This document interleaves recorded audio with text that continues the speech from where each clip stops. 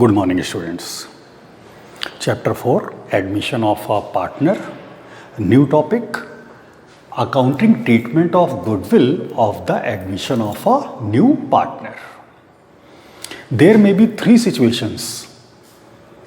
There may be three situations related to treatment of the goodwill at the time of admission of a new partner. Okay? तो जब new partner business में enter करता है तो उसकी जो goodwill होती है, जो वो गुडविल फॉर्म में लेकर के आता है, उस गुडविल की थ्री सिचुएशंस हैं. Okay, first situations, when the amount of goodwill premium is paid privately. When the amount of goodwill premium is paid privately. When the new partner pays the amount of goodwill in cash to the old partners privately outside the business, no entries are required to be passed. Okay? Means जब new partner business में enter करता है तो वो goodwill की जो amount है, जो वो गुडविल लेकर के आता है, तो उस गुडविल को वो बिजनेस के बाहर ही प्राइवेटली उसको सेटलमेंट कर लेता है अदर पार्टनर्स के साथ. ओके? उसका बिजनेस से कोई भी रिलेशन नहीं, वो उसको प्राइवेटली सेटलमेंट कर लेता है. तो उस सिचुएशंस में हमको कोई भी एंट्री पास नहीं करनी है. ओके? फर्स्ट सिचुएशंस एक बार मैं फिर से रिपीट करता हूँ. When the amount of goodwill premium is paid privately. When the new partner pays the amount of goodwill in cash to the old partners privately outside the business, no entries are required to be passed. Okay? अगर वो privately goodwill का settlement कर रहा है तो उस situation में हमको कोई भी एंट्री पास नहीं करनी है. Okay? Second situation, when the new partner bring his share of goodwill in cash.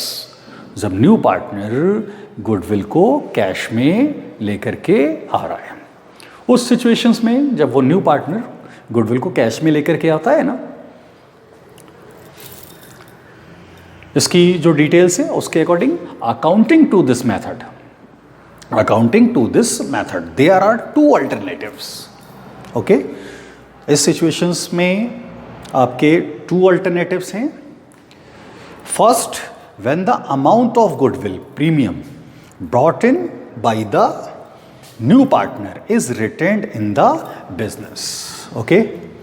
Means जब न्यू पार्टनर गुडविल की अमाउंट लेके आता है और वो अमाउंट को बिजनेस में ही रखा जाता है. ठीक है? उसकी क्या डिटेल है? वो detail, if the new partner bring in his share of goodwill in cash and this amount is retained in the business, the amount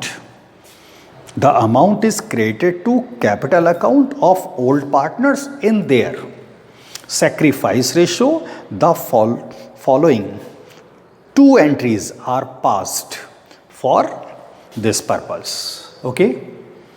Means जब न्यू पार्टनर बिजनेस में अपनी गुडविल को लेके आ रहा है और वो गुडविल बिजनेस में ही रिटेन की जाती है, तो उस सिचुएशंस में क्वेश्चंस में हमको दो एंट्रीज पास करनी होंगी. ओके? फर्स्ट एंट्री, गुडविल को वो कैश में बिजनेस में लेके आ रहा, तो एंट्री आपकी कैश और bank account debit to premium for goodwill account. Okay? Narration being cash brought for goodwill, being cash brought for goodwill. Okay? First entry ये पास होगी. Second entry premium for goodwill account debit, premium for goodwill account debit to old partners capital account, to old partners capital account. Okay, narrations being amount of goodwill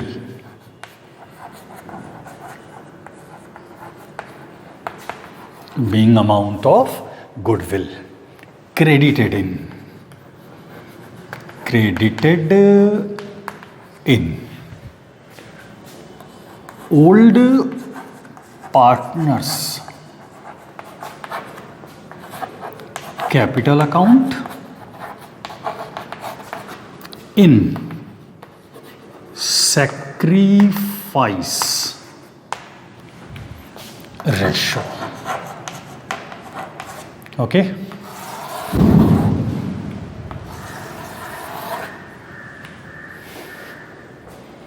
तो यहां पर एक बार मैं फिर से repeat करता हूं कि जब हम गुडविल के ट्रीटमेंट से रिलेटेड एंट्रीज जब पास करते हैं, मीन्स जब न्यू पार्टनर बिजनेस में एंटर करता है, तो गुडविल की 3 सिचुएशंस, उसमें फर्स्ट सिचुएशंस जो है उसके according when the amount of goodwill premium in, when the amount of goodwill जिसको प्रीमियम भी बोलते हैं इज पेड प्राइवेटली, अगर वो प्राइवेटली गुडविल का अमाउंट पे कर रहा है तो उस सिचुएशन में हमको उसकी कोई भी एंट्री पास नहीं करनी है.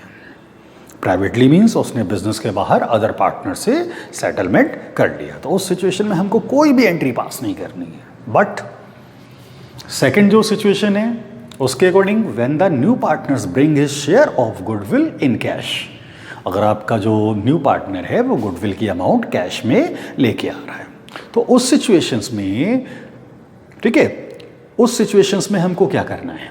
उस सिचुएशन में यहाँ पर according to this method there are 2 alternative. उस सिचुएशन में हमारे सामने 2 अल्टरनेटिव्स होंगे. फर्स्ट, मैंने जैसा कि बताया, first when the amount of goodwill premium brought in by the new partner is retained in the business. Okay, जब गुडविल की अमाउंट जो वो लेके आ रहा ना वो बिजनेस में ही रहती है, तो उस सिचुएशंस में आपको करना क्या है, उस सिचुएशंस के अकॉर्डिंग आपको ये 2 एंट्रीज पास करनी है. जब वो गुडविल की अमाउंट कैश में लेके आएगा और वो गुडविल बिजनेस में ही रहेगी, तो फर्स्ट एंट्री आपको क्या पास करनी है, वो ये कि भाई जो वो गुडविल कैश में लेके आ रहा तो उसकी फर्स्ट एंट्री ये होगी कैश और बैंक अकाउंट डेबिट. आप कैश से एंट्री करें या फिर बैंक से, ठीक है. तो कैश और bank account debit to premium for goodwill account, narration आपका being cash brought for goodwill. Okay, first entry goodwill को कैश में लाने की ये होनी है. सेकंड, वो जो गुडविल कैश में लेके आता है न्यू पार्टनर, उसको ओल्ड पार्टनर्स क्या करते हैं कि वो सैक्रिफाइसिंग रेशियो में उसको डिवाइड कर लेते हैं. ओके, तो सैक्रिफाइसिंग रेशियो में जब आप डिवाइड करोगे तो उसकी एंट्री होगी premium for goodwill account debit to old partners capital account. Suppose कीजिए old partners A and B, तो आपकी एंट्री क्या होगी, premium for goodwill account debit to A's capital account to B's capital account. Narration being amount of goodwill credited in, partners को credit किया आपने, तो credited in old partners capital account in sacrifice ratio.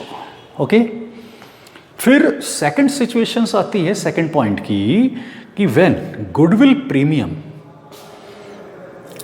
Brought in by the new partner is withdrawn by the old partners. When goodwill premium brought in by the new partner is withdrawn by the old partners, यानी अगर जो new partner goodwill लेके आया ना उसको old partner जो है वो विड्रू कर ले रहे हैं बिजनेस से, तो उसकी क्या सिचुएशन है, उसकी क्या थ्योरी है, वो ये sometimes the amount of goodwill, sometimes the amount of goodwill brought in by new partner is withdrawn by the old partners. In this case, in addition to the two journal entries explained above, in one more journal entries is required to be passed. Okay? एक बार मैं फिर से repeat करता हूं. Sometimes the amount of goodwill brought in by new partner is withdrawn by the old partners.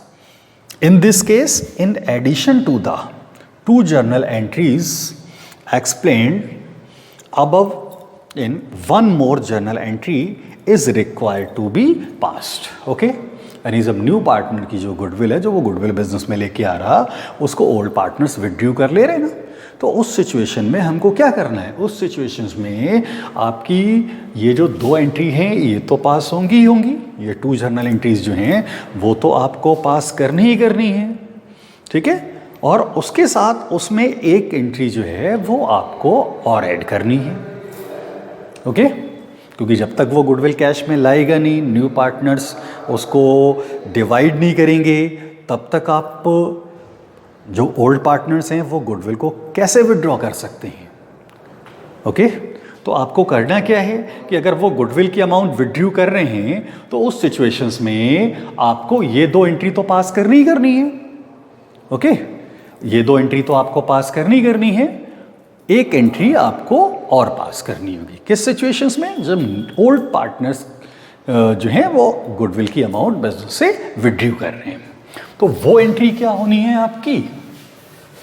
वो entry होगी आपकी old partners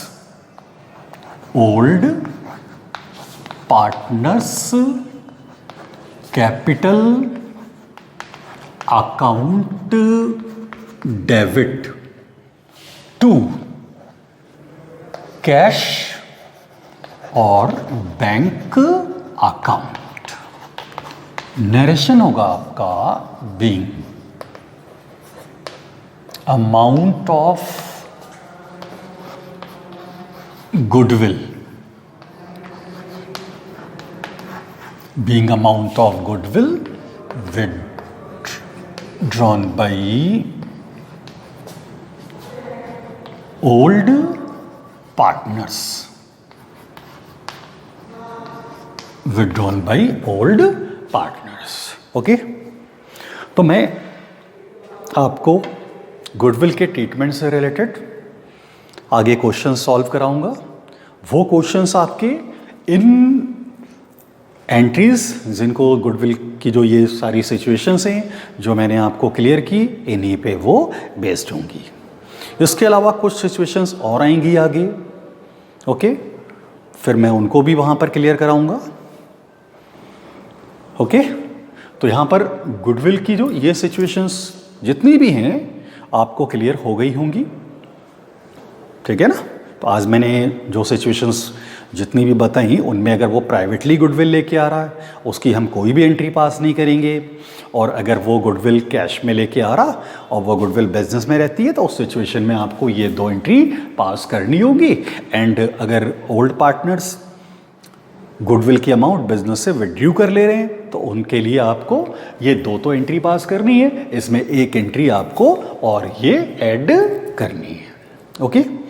कभी कभी ऐसा भी होता है कि ओल्ड पार्टनर्स जो है जितनी भी गुडविल उन्होंने सैक्रिफाइस रेशियो में डिवाइड की वो सारी की सारी अमाउंट्स बिजनेस से विड्रू कर लेते हैं. अगर क्वेश्चन में कोई इन्फॉर्मेशन गिवन नहीं है तो ये एज्यूम किया जाएगा कि जितनी भी गुडविल उन्होंने डिवाइड की वो सारी की सारी उन्होंने विड्रू कर ली. ओके? बट कभी कभी क्वेश्चंस में ये क्लियर होता है कि उन्होंने हाफ अमाउंट विड्रू की या 1/4 विड्रू की या 1/3 विड्रू की. ओके? तो हमें विड्रू की एंट्री में अगर हाफ बोला है तो हाफ अमाउंट हम लिखेंगे, 1/4 बोला तो जो अमाउंट है उसका 1/4 करके आपको लिखना है. 1/3 बोलेगा 1/3, जैसा भी क्वेश्चन के अकॉर्डिंग होगा वैसा हम करेंगे. ओके? Thank you students.